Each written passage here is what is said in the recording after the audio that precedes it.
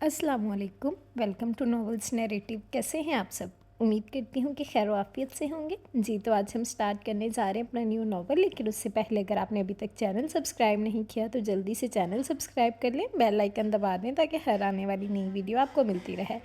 Like, comment और share करना मत भूलें, ठीक है जी।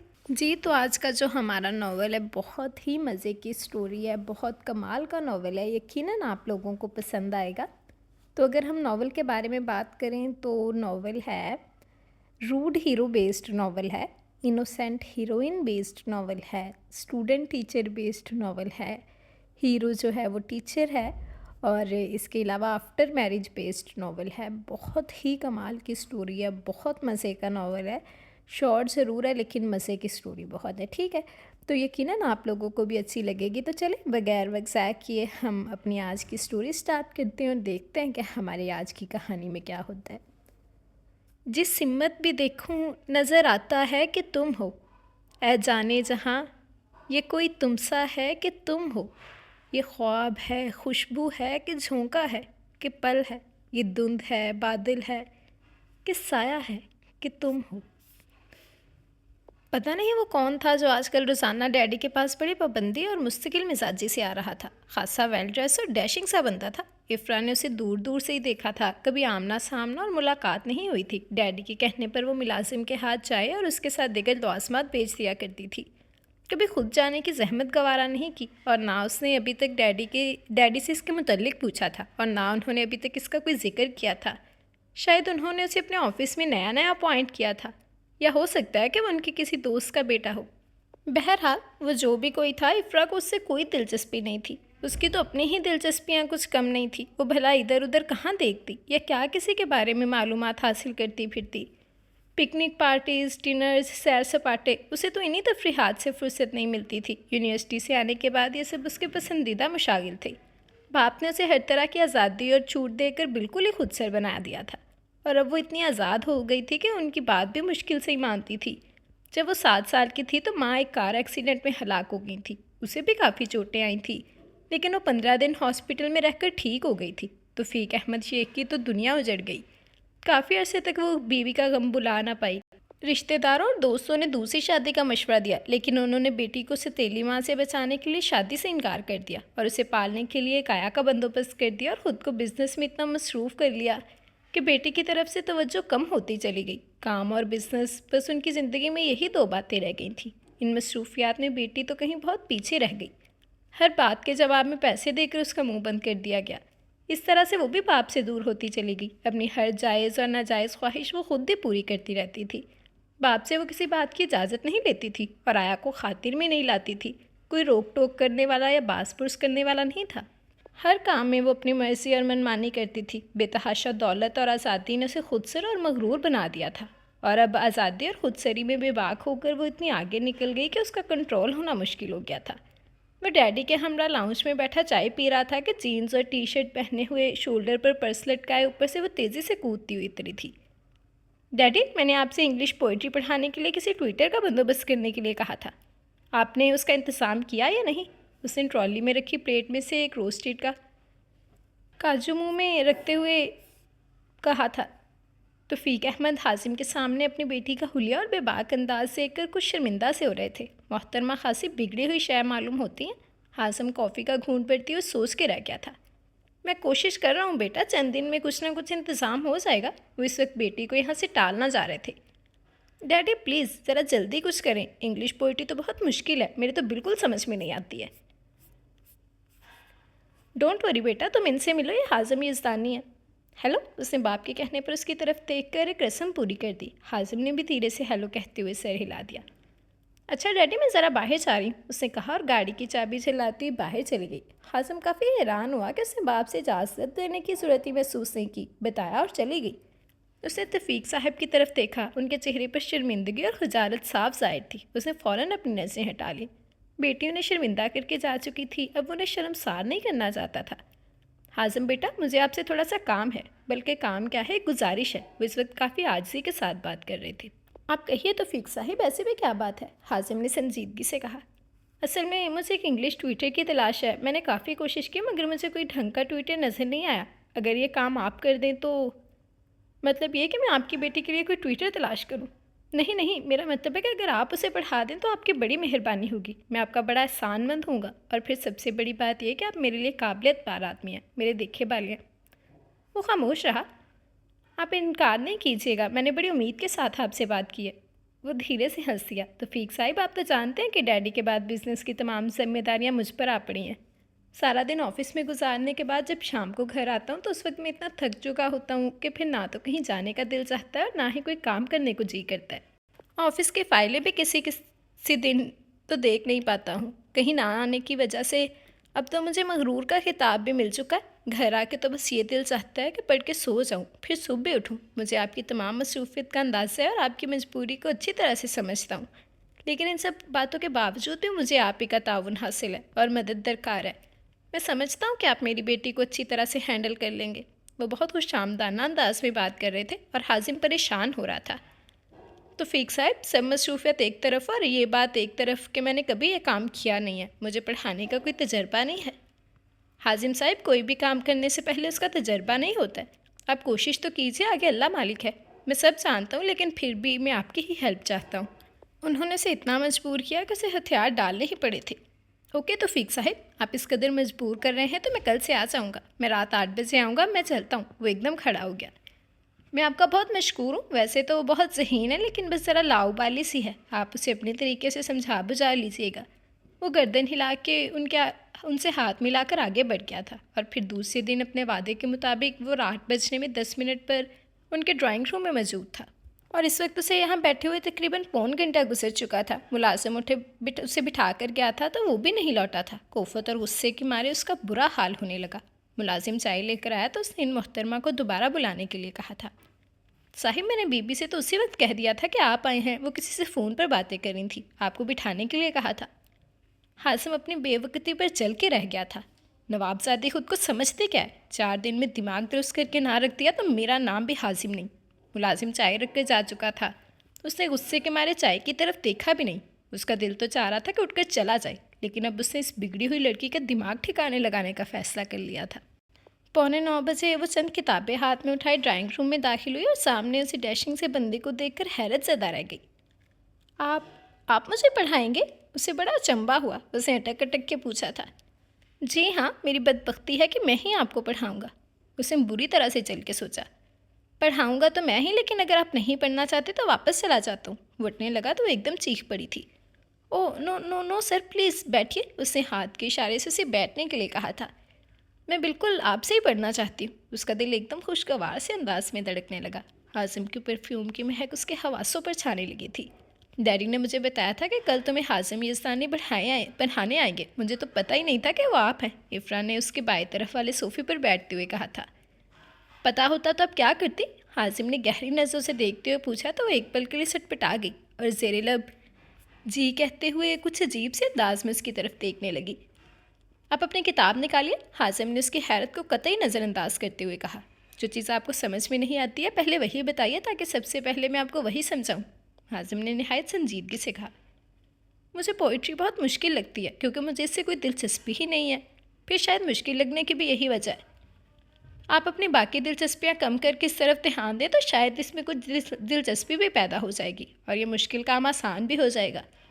खैर छोड़ें इस बात को, ये सब कुछ तो अब आसान हो ही जाएगा। पहले आप अपना नाम तो बताइए। वो नज़रों ही नज़रों में उसकी शख्सियत का तफसीली जायज़ा ले रहा था। इफ़रा, उसने किताब उलट पलट करते हुए आहिस्तगी से कहा। अब बताइए क्या पढ़ना है? सुर्ख और बादामी प्रिंटेड 3 पीस कॉटन के सूट में बाल खोले वो बड़ी दिलकश और खिली खिली सी लग रही थी। इफ़रा के बताने पर वो उसे पढ़ाने लगा। उसका पढ़ाने का अंदाज़ बहुत अच्छा था। इफ़रा हैरान होने के साथ खुश भी हो रही थी। मेरे ख्याल से आज के लिए इतना ही काफ़ी है। ओके, उसने इफ़रा की तरफ देखते हुए पूछा तो उसने भी इस बात में सिर हिला दिया। कल मैं 8 बजे आऊँगा और 8 बजे का मतलब ठीक 8 बजे है। मैं खुद भी पंक्चुअल हूँ और दूसरों की तरफ से भी यही पसंद करता हूँ। उम्मीद है मुझे इंतज़ार नहीं करना पड़ेगा। वो गाड़ी की चाबी टेबल से उठाते हुए खड़ा हो गया था। ओके सर, मैं आपके आने से पहले आपको ड्राइंग रूम में मिलूँगी। उसकी बचकाना सी बात पर मुस्कुरा दिया था। आप मेरे आने से पहले मुझे यहाँ मिले ना मिले, लेकिन मेरे आते ही ज़रूर आ जाइएगा। आज की सूरत हाल रिपीट नहीं होना चाहिए। वो हुजल सी होकर इतने अपने तराशीदा होंठों पर वो हुजल सी होकर अपने तराशीदा नाखनों पर लगी सिल्वर कलर की क्यूटिक्स को खुरचने लगी थी। आपने चाय तो पी ही नहीं, उसने झुकी नज़रों के साथ आहिस्तगी से कहा। चाय तो मेहमानों को पिलाते हैं और अब मैं तो यहाँ रोज़ आऊँगा, और रोज़ आने वाले मेहमान नहीं होते। मेहमान ना सही, आप मेरे लिए मोहतरम तो हैं। और हाजिम चौंक कर उसकी तरफ देखने लगा। अब तो आपकी ये चाय शरबत बन चुकी है और इस वक्त शरबत पीने का मेरा कतई मूड नहीं है, हाजिम ने धीरे से हंसते हुए कहा तो इफ़रा भी मुस्कुरा दी थी। मैं आपको शरबत पिला भी नहीं रही हूँ, आप बैठिए, मैं दूसरी लेकर आती हूँ। इफ़रा जाने लगी तो उसने आवाज़ देकर रोक लिया था। अभी नहीं, फिर सही, इस वक्त मैं जल्दी में हूँ, किसी को टाइम दिया हुआ है, वहाँ पहुँचना ज़रूरी है। खुदा हाफिज़, वो कहता हुआ तेज़ी से बाहर निकल गया और इफ़रा वहीं खड़ी उसकी चौड़ी पुश्त को तकती चली गई। वो जैसे एक ही मुलाकात में उसके शहर में मुकीद हो गई थी। अजीब मकनातीसी सी कशिश थी उसके वजूद में। वो काबिल को तस्खीर करने की भरपूर सलाहियत रखता था और फिर रोज़ वो टाइम पर उसके सामने मौजूद होती। हाजिम की अंग्रेज़ी वाकई बहुत अच्छी थी और फिर उसका पढ़ाने का तरीका भी बहुत सहल था। वो इतनी अच्छी तरह से पढ़ाता कि इफ़रा को दोबारा कुछ पूछने की ज़रूरत ही नहीं पड़ती थी। उसे अब पोइट्री में दिलचस्पी पैदा हो गई थी और उसकी तैयारी बहुत अच्छी हो रही थी। सर, आप क्या करते हैं? उस दिन पढ़ते पढ़ते अचानक इफ़रा ने अपने दिमाग में कुलबुलाते सवाल को ज़ुबान दे दी। वो इस अचानक सवाल पर एकदम से उसकी तरफ देखने लगा। मैं क्या करता हूँ ये आपका मसला नहीं है, आपको क्या करना है ये है आपका मसला, उसने काफ़ी सख्ती से कहा तो इफ़रा उसके अंदाज़े गुफ्तगू पर दंग रह गई और अंदर ही अंदर सुलग के रह गई। उससे अपनी अच्छी खासी तो हीन महसूस हुई, लेकिन उसने जाहिर नहीं किया और बेपरवाही से कंधे झटक के दोबारा पढ़ाई की तरफ मुतवज्जो हो गई। उसकी तैयारी अब मुकम्मल हो चुकी थी और अब वो शद्दोमद से इम्तिहान की तैयारियों में लगी हुई थी। इस दफ़ा उसे बहुत शानदार रिजल्ट लेकर आना था। वो हासिम को एक लफ्ज़ भी कहने का मौका नहीं देना चाहती थी। उसने जब से हासिम से पढ़ना शुरू किया था अपनी तमाम फजूल किस्म की सरगर्मियाँ तर्क कर दी थी और पूरी तवज्जो और दिलचस्पी के साथ पढ़ाई में लगी हुई थी। पढ़ाई के साथ साथ अब तो हासिम भी हर वक्त उसके हवासों पर छाया रहता था। हासिम की शख्सियत बहुत दिलकश, सहरंगेज़ और छा जाने वाली थी। उसमें बेइंतहा मर्दाना बचाहत थी। वो एक भरपूर मर्द था। वो हर लड़की का आइडियल हो सकता था। आला तालीम, इज़्ज़त, दौलत और बेपनाह खूबसूरती, गर्ज सभी कुछ उसके पास मौजूद था। इफ़रा तो उस पर दिलो जान से फरिफ्ता हो चुकी थी, जबकि हासिम बड़े लिए दिए अंदाज में उसके साथ बात करता था। आज ऑफिस में काम ज़्यादा होने की वजह से वो देर से घर आया। इतना थक चुका था कि चाय पीकर लेटा तो एकदम से नींद आ गई और अब पता नहीं फ़ोन की बेल कब से बज रही थी। उसे कोई होश नहीं था। काफ़ी बेलें बजने के बाद उसकी आंख खुली तो उसने हाथ बढ़ाकर रिसीवर उठा लिया। हेलो, नींद से बोझ भारी सी आवाज़ में आंखें बंद किए हुए कहा था। अस्सलाम वालेकुम। सरीली सी आवाज़ कान के पर्दे से टकराई तो वो चौंक के सीधा होकर बैठ गया। दूसरी जानब इफ़रा थी। खैरियत तो है, आपने कैसे फ़ोन किया? इफ़रा ने कभी उसे फ़ोन नहीं किया था। वही कभी कभार तौफीक साहिब से बात कर लेता था। इफ़रा के फ़ोन पर उसे हैरत के साथ कुछ परेशानी भी हुई। यहाँ तो सब खैरियत है, मैंने तो फ़िलहाल आपकी खैरियत मालूम करने के लिए फ़ोन किया। इफ़रा का दिल बड़े दिलनशीन अंदाज में धड़क रहा था। आपका बहुत शुक्रिया, मैं बिल्कुल ठीक हूँ। अब बहुत दिन से घर नहीं आए। आखिरकार दिल की बात मुँह की ज़ुबान पर आ ही गई। आप मुंतज़िर थीं क्या? उसने ज़ेरे लब मुस्कुराहट दबा के पूछा। अब वो उसे क्या बताते कि मेरा तो रोम रोम हर दम तुम्हारा मुंतज़िर रहता है, हर धड़कन हर साथ तुम्हें ही पुकारती रहती है। नहीं, ऐसी तो कोई बात नहीं है। वो अपनी चोरी पकड़े जाने पर एकदम ही कुछ बुखला गई थी। वो दरअसल रात डैडी आपका जिक्र कर रहे थे, वो आपको याद कर रहे थे। अच्छा, वैसे अर्ज़ ये है कि कल दोपहर में आपके डैडी से मिला था और मेरे ख्याल से उनकी याददाश्त इतनी ख़राब नहीं है कि वो रात तक मेरी और अपनी मुलाकात को भूल चुके हो। और इफ़रा के हाथों में रिसीवर लरस कर रह गया था। पहली दफ़ा उसने झूठ बोला और वो भी पकड़ा गया। शर्मिंदगी ने उसकी ज़ुबान तालू से चिपका दी। उसे नदामत के पसीने आने लगे। इससे पहले कि हाजिम कुछ और कहता उसने झट से लाइन कट करके रिसीवर रख दिया और हाजिम के बड़े बड़े लब गनी मूँछों तले मुस्कुरा दिए थे। आज वो काफ़ी दिन के बाद उनके घर आया था। तो फ़ीक साहिब और इफ़रा के साथ चाय का दौर चल रहा था। साथ ही मुख्तलिफ़ मौज़ूआत पर गुफ्तगू हो रही थी। इफ़रा खामोशी के साथ और कुछ बोरियत से भी बैठी हुई थी और चूँकि वो यहाँ बैठी चाय पी रही थी, इसलिए इन दोनों की गुफ्तगू सुनने पर भी मजबूर थी और शायद हाजिम की वजह से यहाँ बैठने पर भी मजबूर थी, वरना तो वो ऐसी बोरिंग बातचीत का एक लफ्ज़ भी बर्दाश्त न करती। हाजिम बेटा, आपके माँ बाप भाई बहन कोई भी नहीं है? आप बिल्कुल तन्हा रहते हैं। आप शादी क्यों नहीं कर लेते? ऐसे हालात में तो शादी आपके लिए बहुत ज़रूरी है। तौफीक साहिब की बात पर वो धीरे से हंस दिया और उसका जवाब सुनने के लिए इफ़रा का रोम रोम कान बन गया था। शायद अब उसके मतलब और दिलचस्पी की गुफ्तगू शुरू होने वाली थी। शादी तो हर किस्म के हालात में इंसान की बहुत बड़ी ज़रूरत होती है और वो तो करनी ही है। अगर थोड़ी देर से कर ली जाए तो कोई हर्ज नहीं है। कंवारे रहने का तो मेरा भी इरादा नहीं है। अभी कर ली तो फिर इतनी आज़ादी और बेफिक्री से आपके साथ बैठकर चाय नहीं पिया करूँगा। उसकी बात पर तौफीक साहब हंसी, जबकि इफ़रा की धड़कनें कुछ मधुर ताल बजाने लगी थी। तौफीक साहब से कोई मिलने आ गया तो वो उठकर ड्राइंग रूम में चले गए थे। शादी के बारे में आपने कुछ तो सोचा होगा ना? मेरा मतलब है कि आप किस किस्म की लड़की चाहते हैं? कोई आइडियल तो आपने बीवी के लिए जहन में बनाया होगा। इफ़रा का बस नहीं चल रहा था कि वो उसका सीना चीर के दिल निकाल कर बीवी के मुतल्लिक उसके ख्यालात जान ले, कि उसने बीवी के लिए अपने दिल में क्या तसव्वुरात और ख्वाहिशात छुपा रखी हैं। एक बहुत अच्छी सी लड़की जो मुझे भी संभाल ले और मेरा घर भी संभाले, और फिर सारे दिन की झमेलों के बाद ऑफिस से आके मैं उसे संभाल लिया करूँगा। वो सोफे की पुश से टेक लगाए आंखें मूंदे शायद उसके सपनों में खोया धीरे धीरे बोल रहा था, और इफ़रा को महसूस हुआ शायद ये मीठे सपने उसी के लिए देख रहा था, या शायद वही उसके सपनों की रानी बनना चाहती थी। उसकी खूबसूरत बातों ने इफ़रत को भी सहरज़दा सा कर दिया। वो भी बेखुद होकर उसके खूबसूरत चेहरे के नैन नकोश में खो गई। परसों मेरा बर्थडे और आपको ज़रूर आना है, ये लीजिए आपका कार्ड। इफ़रा ने खूबसूरत सा सुनहरा कार्ड उसकी तरफ बढ़ाते हुए कहा तो हासिम ने हाथ आगे बढ़ाकर वो कार्ड थाम लिया और खोल कर पढ़ने लगा। आप मुझे गिफ्ट क्या देंगे? इफ़रा की बात उसे खासी बेतकल्लुफ़ और हैरान कुन लगी। वो कार्ड पर से नसें हटाकर उसकी तरफ देखते हुए धीरे से मुस्कुरा दिया। गिफ्ट मिलने से पहले अगर इस बारे में पता चल जाए तो फिर उसकी अहमियत और चार्म ख़त्म हो जाता है, या परसों ही देखिएगा। परसों तो आप भी बहुत कुछ देखेंगे सर, इफ़रा ने मुस्कुराते हुए मायने खेज अंदाज में कहा। अच्छा, वो धीरे से हंसते हुए खड़ा हो गया और इफ़रा उसे गेट तक छोड़कर अपने कमरे में आ गई। हाजिम आने में कुछ शायद लेट हो गया था। वो पहुंचा तो तकरीबन तमाम ही मेहमान आ चुके थे। तौफीक साहब के ऑफिस के भी लोग काफ़ी थे और तकरीबन सभी लोग हाजिम की जान पहचान वाले थे। तौफीक साहब कहीं नज़र नहीं आ रहे थे, जबकि इफ़रा सब मेहमानों से मिलती फिर रही थी। सफ़ेद चूड़ीदार पजामे और बेशुमार नगीने जड़े सफ़ेद जाली के पिशवास में गले में दुपट्टा अटकाए वो बड़ी हसीन लग रही थी। हाजिम पर शायद अभी तक उसकी नज़रें नहीं पड़ी थी। वो आहिस्तगी से चलता हुआ एक सोफ़े पर आकर बैठ गया। जब वो इफ़रा को दिखाई दिया तो वो दौड़ के एक ही साथ में उसके पास आ गई थी। हेलो, आप कब आए? मुझे तो पता ही नहीं चला आपके आने का, उसने भरपूर मुस्कुराहट के साथ कहा था। बस थोड़ी देर पहले, जब आप इधर उधर लोगों से मिलने में बेतहाशा मसरूफ़ थी। हाजिम ने गहरी नज़रों से उसकी सिम्मत देखते हुए कहा तो वह हंसती थी। आइए मैं आपको अपने मेहमानों से मिलवाऊँ। ज़रूर, कहता हुआ खड़ा हो गया। तौफीक साहब नज़र नहीं आ रहे? हाजिम ने इफ़रा के हमरा चलते हुए पूछा था। दरअसल डैडी आज शाम ही लाहौर गए हैं, उन्हें अचानक ज़रूरी काम से जाना पड़ गया। कल किसी वक्त वापस आ जाएंगे। उसने जाने के अलावा डैडी के आने के बारे में भी बता दिया था। मुबारक हो आज़िम साहिब, भाई आप तो बड़े छुपे रुस्तम निकले। ऑफिस के एक साहिब ने उसे मुबारकबाद दी तो फौरी तौर पर कुछ ना समझते ज़बरदस्ती मुस्कुरा दिया। फिर चंद लम्हे आगे बढ़कर उसे याद आया कि शायद उन्होंने उसे नई गाड़ी खरीदने पर मुबारकबाद दी होगी। इफ़रा आज़िम को अपनी सहेलियों के ग्रुप के पास ले आई। तुम लोगों को बहुत शौक था ना इन्हें देखने का, अब इन्हें देख भी लो और इनसे मिल भी लो। यह है मेरे शौहर हाजिम शाह, उसने बड़े चहकते हुए अंदाज में अपनी सहेलियों को बताया। तो हासिम का दिमाग भग से उड़ गया, आंखें बाहर को उबल पड़ी। शौहर का लफ्ज़ सुन के पूरा वजूद हिल गया। उसने तो कोई कसर ही नहीं छोड़ी।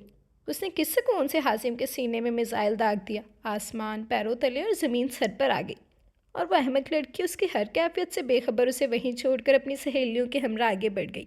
और वो वहीं खड़ा उसकी जुर्रत और हिम्मत पर हैरान परेशान होने के साथ साथ खुद को कंट्रोल करने की भी कोशिश करता रहा। हमला इतना अचानक और गैर मुतवक्के था कि उसके दिमाग की परखशें उड़ गई। उसने कहा और वो चली गई, और वो उससे इस बाबत कुछ भी पूछ ही ना सका। सारा चेहरा पसीने से तरबतर हो गया।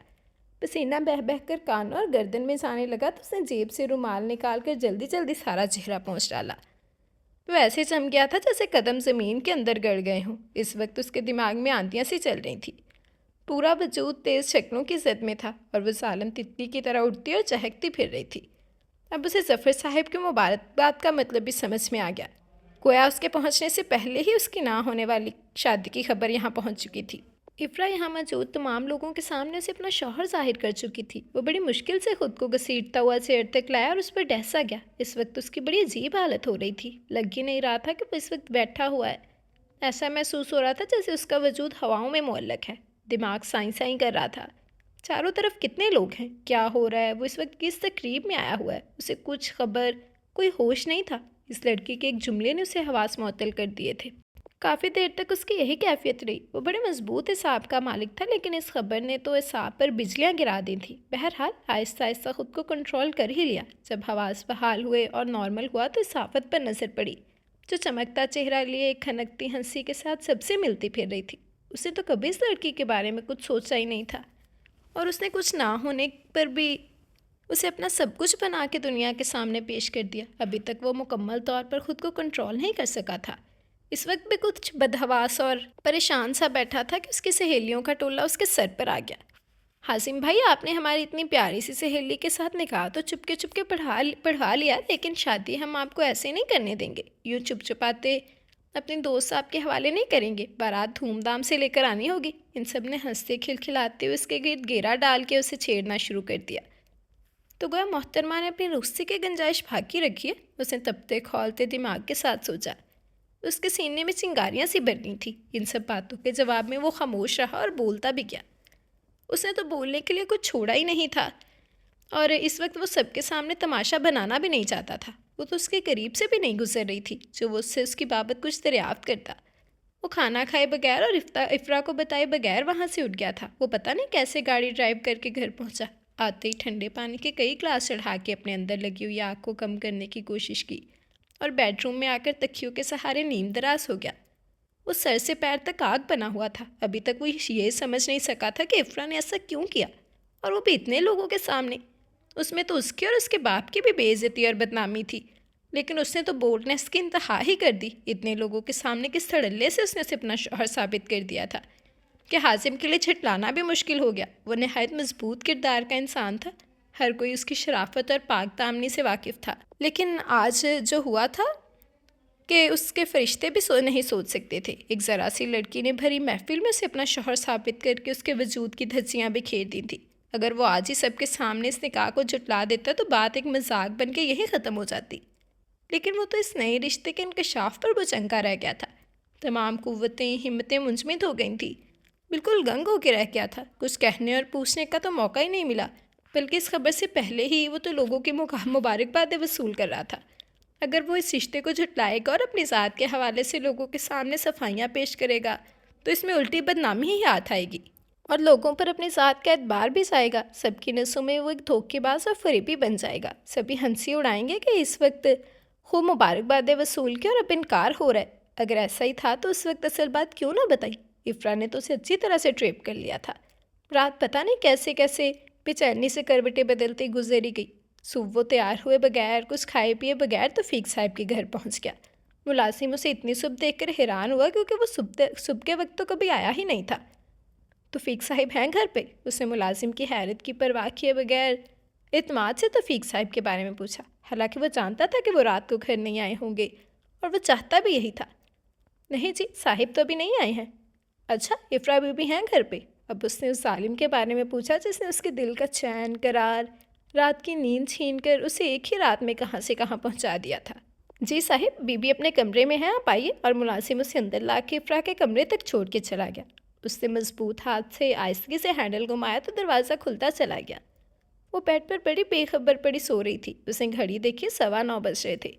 वो इतनी देर तक पड़ी कि चैन की नींद सो रही थी, जबकि वो साफत की परकाला की वजह से पूरी रात दहकते अंगारों पर लूटते हुए गुजार के आया था, और वो सब कुछ करके सारी दुनिया से गाफिल किस मज़े की नींद सो रही थी। हाजिम का वजूद एक दफ़ा फिर से सुलगने लगा था। उसके होंठों पर एक कड़वी सी मुस्कुराहट रेंग गई। उसने आहिस्तगी से दरवाजे की चिटकनी चढ़ा दी और धीरे धीरे चलता हुआ उसके बेड पर उसके बराबर आकर बैठ गया। आसमानी कलर की बड़े से गले की स्लीवलेस नाइटी में वो बेसुध पड़ी थी और उसके जज्बात में तलातम बर्पा किए दे रही थी। उसे इस हाल में देख के हासिम के अंदर लगी आग कुछ और भड़क उठी थी। उसका दिल चाहा कि शैतान लड़की के साथ उसकी रात वाली हरकत का बदला अच्छी तरह से लेकर उसे ज़िंदगी भर के लिए सबक सिखा दे। उसके जज्बात बहकने लगे तो उसने उसकी दिलरुबा हुस्न पर से नज़रें हटा के कई लंबे लंबे सांस लिए और अपने भड़कते हुए जज्बात को इत्तेदाल पर लाने की कोशिश करने लगा। उसका गुलाबी वजूद उसे बार बार दावतें नज़ारा दे रहा था। हाजिम के हाथ और चेहरा बुरी तरह पसीने में भीग गया। वो बहुत मजबूत हिसाब का मालिक था। उसने जल्दी खुद को कंट्रोल कर लिया और आहिस्तगी से बेड की पूछ से टेक लगा ली, लेकिन उसकी नज़रें बार बार भटक के उसके हसीन सरापे में उलझ रही थी। कुछ सोच के वो कोहनी के सहारे नीम दराज होता हुआ आहिस्तगी से उसके महकते वजूद पर झुकाया और अपना मजबूत और गर्म हाथ धीरे से उसके गुलाबी चमकते हुए गाल पर फेरने लगा था। इफ्रा ने उसके मजबूत हाथ पर अपना छोटा सा नाजुक हाथ रखा और चंद लम्हों के बाद आहिस्तगी से आंखें खोल दी। एकदम से गहरी नींद से उठी तो कुछ समझ ही नहीं सकी। चंद सानियों से मुंदी मुंदी आंखों से देखती रही। कई दफ़ा आंखें फटफटाईं और जब यकीन हो गया कि सामने का मंजर ख्वाब नहीं हकीकत है तो उसे करंट लग गया और वो बुरी तरह से बदहवास होकर एकदम से उछल कर बैठ गई और उसे अपने इस कदर करीब देखकर इफ्रा के तो होश ही उड़ गए थे। उसे अपनी आंखों पर यकीन नहीं आ रहा था। आप सर, आप यहाँ इस वक्त? वो बदहवासी के मारे अटक अटक कर बोलने लगी। हैरत और परेशानी से उसकी आंखें फैल गई थीं। अपने नीमरियाँ वजूद का एहसास हुआ तो करीब रखी चादर जल्दी से उठाकर अपने ऊपर डाली। उसे तो अभी तक यकीन नहीं आ रहा था कि हासिम उसके बेडरूम में उसके इस कदर करीब है। हासिम के चेहरे पर इस वक्त नहायत संजीदगी और सख्ती थी और इफ्रा उसका ये रूप आज पहली दफ़ा देख रही थी। दिल अंदर ही अंदर सूखे पत्ते की तरह कांपने लगा। उसे अपने अब खुश्क चटकते लबों पर जुबान फेर कर उन्हें तर किया और वहशत ज़दा सी होकर उसकी सिमत देखने लगी जो इस लम्हे बिल्कुल खून नहीं हो रहा था। हासिम ने उसे खींच कर दोबारा लिटा दिया और उसके ऊपर झुकाया और इफ्रा की सांसें बंद होने के करीब पहुंच गई और इफ्रा ने बेतहाशा खौफज़दा होकर सख्ती से आंखें मींच ली और उसकी चीख निकल गई। हासिम ने अपना भारी हाथ उसके नाजुक लबों पर सख्ती से रख दिया। क्यों, क्या हुआ? उसने नहायत ठंडे अंदाज में कहा जबकि अंदर आग लगी हुई थी। उसमें इस कदर हैरान, परेशान और बदहवास होने की क्या बात है? मैं तुम्हारा शौहर हूँ, कभी भी किसी भी वक्त तुम्हारे बेडरूम में आ सकता हूँ और कुछ भी कर सकता हूँ, यानी जो चाहूँ वो कर सकता हूँ। इसके लिए तो मुझे तुम्हारी इजाज़त की भी ज़रूरत नहीं है। और इफ्रा पर बुरी तरह घबराहट सवार हो गई। वहशत और खौफ के मारे उसकी खूबसूरत आंखें भीगने लगीं। हाजिम ने उसके ऊपर झुके झुके उसकी आंखों में आंखें डालते हुए नहायत बेबाकी से कहा। इफ्रा काफ़ी देर से अपने मुंह पर से उसका हाथ हटाने की कोशिश कर रही थी। उसे अपना दम घुटता हुआ महसूस हो रहा था। खौफ और परेशानी से उसकी आंखें फटी जा रही थी। हासिम इस वक्त उसकी कैफियत बड़ी अच्छी तरह से समझ रहा था। उसे अपना हाथ आहिस्तगी से उसके मुंह पर से हटा लिया। वो समझ चुकी थी कि ये सब कुछ रात वाले वाक़े का नतीजा है। वो सर, वो मैंने तो यूँ ही मजाक किया था। मजाक? वो ज़ेरे लब बड़बड़ाया। उसका चेहरा गुस्से की शिद्दत से सुर्ख पड़ गया। लग रहा था जैसे सारे बदन का खून आंखों और चेहरे पर जमा हो गया। चटाख चटाख दो भारी और ज़ोरदार थप्पड़ों ने इफ्रा का नाजुक वजूद किसी पत्ते की तरह हिलाकर रख दिया था। तुम होते कौन हो मेरे साथ ऐसा बेहुदा मजाक करने वाली? तुम्हारी जुर्रत कैसी हुई ये सब करने की? उसने अपने हाथ उसके नर्म और गुदाज बाजुओं में बवस किए थे। वो बुरी तरह से सक रही थी। उसका पूरा वजूद झटकों की जद में था। हासिम की तरफ से उसे इतनी शदीद रद्द-ए-अमल की तवक्को हरगिज़ नहीं थी। तुम्हारा तो मजाक ठहरा और मेरी जो रेपुटेशन ख़राब हुई है, जानते हो मुझे सामने क्या कुछ करना पड़ेगा। मेरे साथ मजाक का मतलब अभी तुम अच्छी तरह जान जाओगी। उसे गुरा कर उसे एक तरफ को धकेला और दंदनाता हुआ कमरे से निकल गया और वह तकिए में सिर देकर बुरी तरह से सकने लगी थी। और फिर एक हफ्ते के बाद उसे डैडी के ज़रिए पता चला कि हासिम ने उसका प्रपोज़ल दिया जो उन्होंने कबूल कर लिया है और अगले जुमे को हासिम की ख्वाहिश के मुताबिक सादगी के साथ इन दोनों की शादी है। वो कुछ बोल ही नहीं सकी थी जबकि डैडी इस रिश्ते से बहुत खुश नज़र आ रहे थे और वो गुमसुम और हैरान थे कि इतना कुछ होने के बाद हासिम ने उसे क्यों और कैसे प्रपोज़ कर लिया। वो कुछ खौफज़दा भी हो गई कि अब न जाने उसके साथ हासिम का रवैया क्या होगा। पूरा हफ्ता इसी खौफ और परेशानी में गुजरा। शादी वाले दिन हासिम बारात में अपने हमरा उन लोगों को लाया था जो उसके छूटे निकाह के बारे में कतई लाइलम थे। तौफीक साहिब की तरफ से भी चंद ही लोग थे। वो तो अपनी इकलौती बेटी की शादी बहुत शान शान अंदाज में करना चाहते थे, लेकिन हासिम की ख्वाहिश के पेश नज़र उन्हें सब कुछ छोड़ के इस अंदाज में शादी करना पड़ी। इफ्रा हासिम से खौफज़दा भी बहुत थी और उसे पाने के ख्याल ने उसे मसरूर भी किया हुआ था। सुर्ख भारी शरारा सूट में उसका हुस्न बहुत दमक रहा था। हासिम उसे रुखसत करवा कर घर ले आया था। गाड़ी से उतार कर उसे सहारा देकर अपने खूबसूरत से बेडरूम में ले आया और बेड के करीब पहुंचकर उसे ज़ोर से धक्का दे दिया। इफ्रा जो उसकी संगत में बहकते कदमों के साथ चली आ रही थी, उसकी सरकत पर हवास पाख्ता से होकर फटी फटी आंखों से उसकी शक्ल तकने लगी। बहुत शौक था ना तुम्हें मेरी बीवी बनने का? मुबारक हो, तुम्हारा ये शौक़ तो आज मैंने पूरा कर दिया।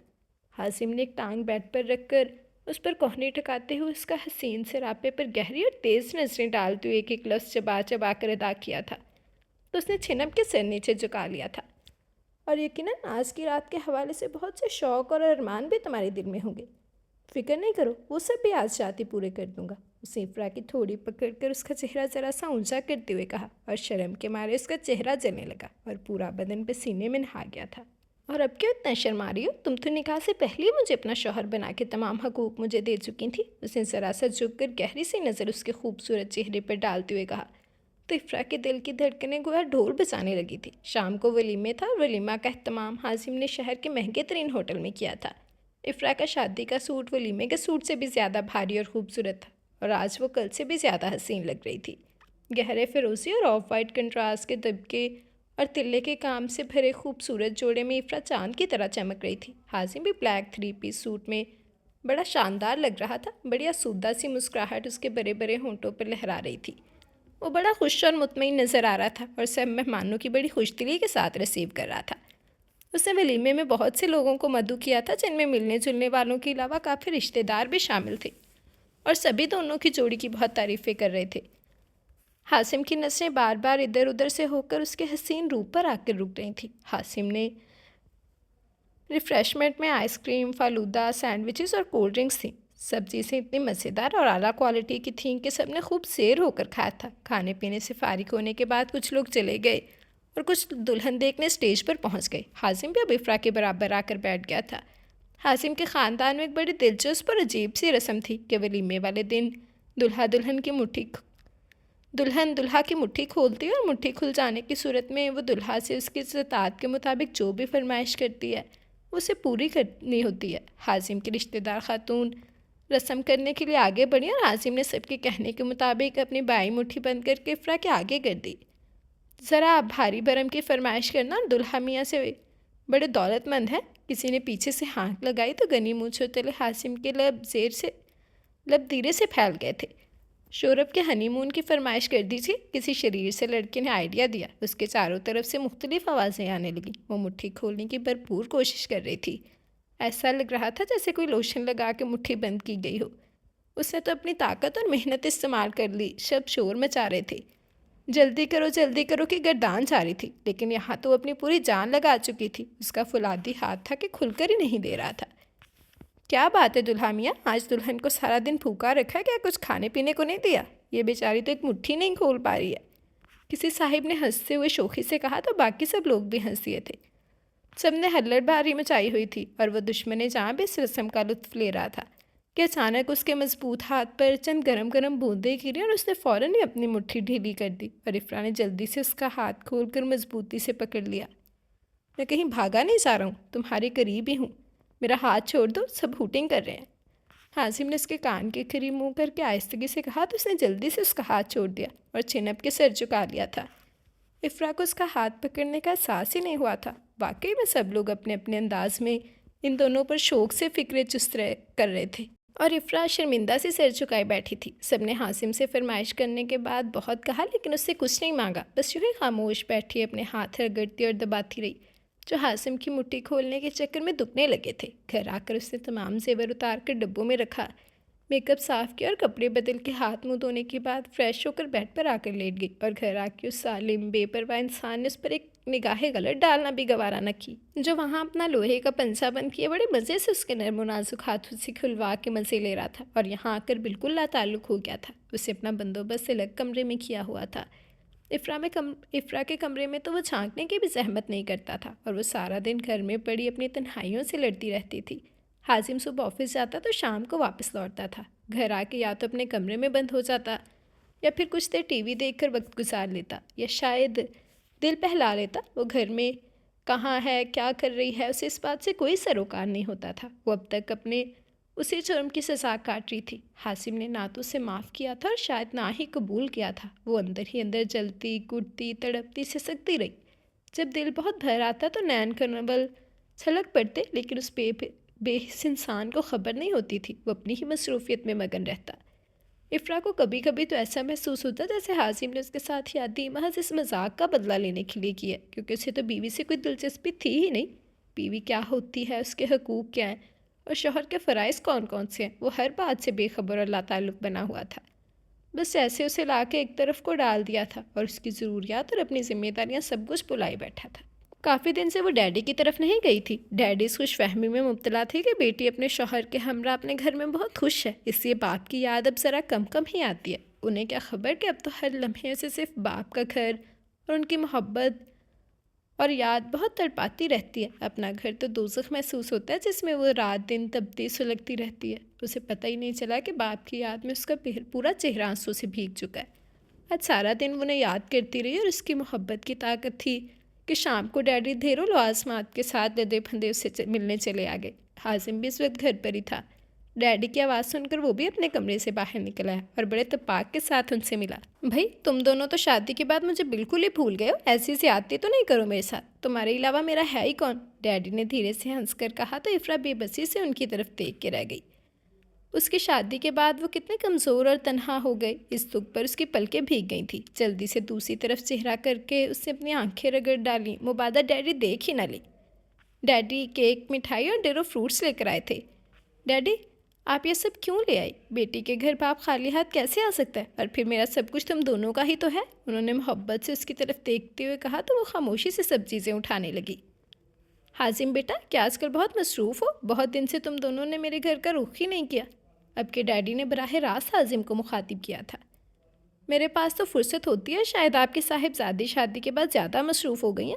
उसे सारी बात इफ्रा के सर थोप के खुद को होशियारी और खूबसूरती से बचा लिया और इस खटोर की तरफ एक ज़ख्मी सी नज़र डाल के रह गई थी, जिसने उसे इस घर में लाकर भुला ही दिया था, जो हर वक्त उसकी आंखों के सामने रहकर भी उसके दिल से कोसों दूर थी। अजीब ठूस किस्म के जज्बातों ऐसे साथ का मालिक था ये शख्स भी। इफ्रा उसके बहुत से काम अपने हाथ से करती थी। उसने इस बेदर्द की खातिर खुद को बिल्कुल बदल डाला था, लेकिन इस बेहिस को ना तो उसकी खिदमात नजर आई, ना ही उसकी ज़ात से कोई दिलचस्पी थी। आज मुलाजिम छुट्टी पर था। उसने किचन में जाकर डैडी के लिए चाय बनाई और ट्रॉली में दिगर लवाजमात रखकर लाउंज में आ गई थी। डैडी काफ़ी देर बैठे रहे थे। हाजिम और इफ्रा उन्हें रात के खाने के लिए रोकते ही रह गए, लेकिन वो फिर आने का कहकर चले गए और डैडी के जाने के बाद वो कुछ और उदास हो गई थी। उसकी ज़िंदगी बहुत बेकैफ और फीकी गुजर रही थी। अक्सर रातों को वो तन्हाई से घबरा कर बिलक उठती थी। उसने हासिम की चाह में खुद को क्या से क्या बना डाला था, लेकिन वहाँ बिल्कुल ठंडक पड़ी हुई थी। उस पर फीले इंसान के अंदर कोई जोश और तलातम पैदा नहीं होता था। पता नहीं वो सिर्फ इफ्रा को ही सजा दे रहा था या खुद भी संभल से गुजर रहा था। इफ्रा अपनी तन्हाइयों से घबरा कर डैडी के घर चली आई। हाजिम ऑफिस से आया तो वो घर पर नहीं थी। हाथ मुँह धो के कपड़े चेंज करके उसने डैडी के घर फ़ोन किया तो फ़ोन उसी ने रिसीव किया था। तुम बताए बगैर क्यों आ गई? उसकी आवाज़ कानों में पड़ते ही हाजिम ने पहली बात यही की। वहाँ मेरा है कौन जिसे मैं बता के आती? ना चाहते हुए भी शिकवा उसके लबों पर फिसली पड़ा था। हालांकि वो अच्छी तरह जानती थी कि इस शिकवे का भी कोई फ़ायदा नहीं होगा। महज पत्थरों से सर फोड़ने वाली बात है, वरना वो ठुस इंसान तो टस से मस होने वाला लगता नहीं था। अच्छा, ऐसी ही बात है तो इस घर में कैसे रह रही हो? उसकी शिकायत पर हल्की सी मुस्कुराहट हाजिम के लबों को छूती हुई गुजर गई थी। अब नहीं रहूंगी, उसने तेजी के साथ जलकर कहा और खटाक से फ़ोन बंद कर दिया था। दूसरे दिन छुट्टी थी और हाजिम सारा दिन घर पर ही रहा। शाम को बैठा टीवी देख रहा था जब एकदम से फ़ोन की बेल बजी। उसने हाथ बढ़ाकर रिसीवर उठा लिया। हेलो, हाजिम ने टीवी पर निगाहें मरकूज़ किए हुए कहा था। बेटा, मैं बोल रहा हूँ। दूसरी तरफ तो फ़ीक साहिब थे। वो उनकी आवाज़ सुनकर एकदम से चौंक गया, क्योंकि उन्होंने तो कभी फ़ोन किया ही नहीं था। अस्सलाम वालेकुम डैडी, खैरियत तो है? आपने कैसे फ़ोन किया? उसने उनकी तरफ से सलाम का जवाब का इंतज़ार किए बगैर जल्दी से बेचैनी के साथ पूछा, क्योंकि उनकी आवाज़ की लर्जिश ने उसे परेशान कर दिया था। बेटा, इफ़्रा की तबीयत काफ़ी ख़राब है।